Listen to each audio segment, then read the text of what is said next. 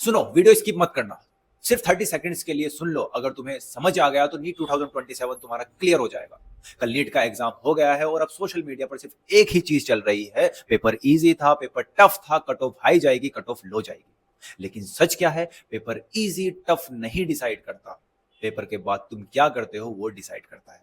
अभी कुछ students marks को कैलकुलेट कर रहे होंगे, कुछ ऑलरेडी यूट्यूब पे आंसर की देख रहे होंगे, कुछ को लग रहा होगा कि सिलेक्शन हो जाएगा और कुछ लोग बिल्कुल टूट चुके होंगे।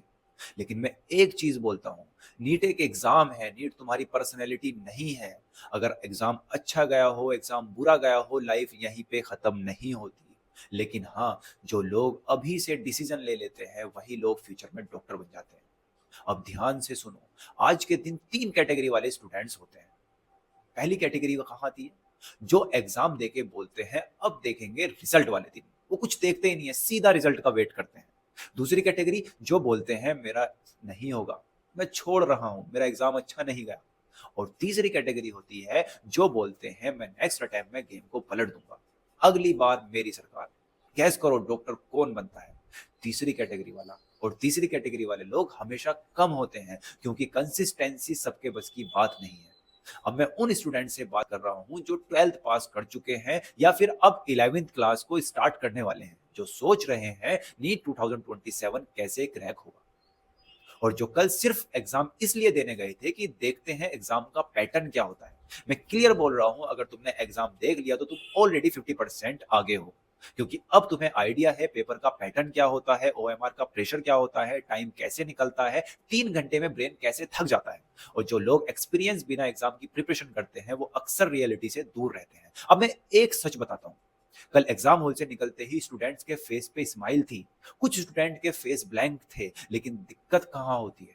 दिक्कत तब होती है जब तुम अपने आप को कंपेयर करते हो दूसरों से। उसका पेपर अच्छा गया, मेरा पेपर नहीं, उसके मार्क्स ज्यादा आ रहे हैं, मेरे कम आ रहे हैं। सुनो, कंपैरिजन तुम्हें अंदर से खत्म कर देता है। और नीट में जो स्टूडेंट्स कंपेयर करता है वो डेली इंप्रूवमेंट नहीं कर पाता। अब एक मिथ तोड़ देता हूँ, बहुत लोग बोलते हैं नीट लक से होता है। मैं मानता हूँ लक थोड़ा काम करता है, लेकिन लक सिर्फ एक दिन काम करता है। 90% नीट लक से नहीं रूटीन से होता है, क्योंकि लक सिर्फ एक दिन काम करता है, रूटीन रोज काम करता है। नीट का टॉपर कोई मैजिशियन नहीं होता, वो बस रोज वही चीज रिपीट करता है जो बाकी लोग 3 दिन में करते हैं और 10 दिन छोड़ देते हैं।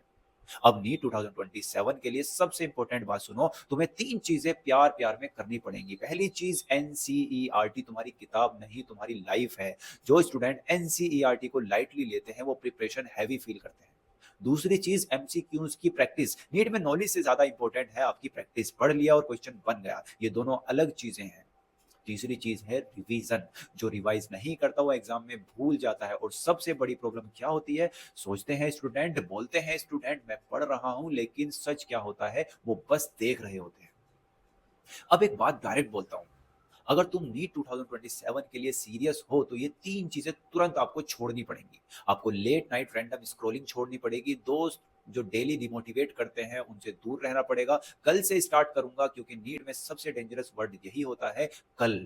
कल बोलने वाले स्टूडेंट हर साल एग्जाम देते हैं। अब सुनो, अगर तुम 11th में हो या अब 11th स्टार्ट करने वाले हो तो ये मोमेंट तुम्हारी पूरी प्रिपरेशन का सबसे बेस्ट डिसीजन होगा। इसलिए मैं ऑफिशियली अनाउंस कर रहा हूं, हम 10th ऑफ मई से बायोलॉजी का न्यू बैच स्टार्ट करने जा रहे हैं।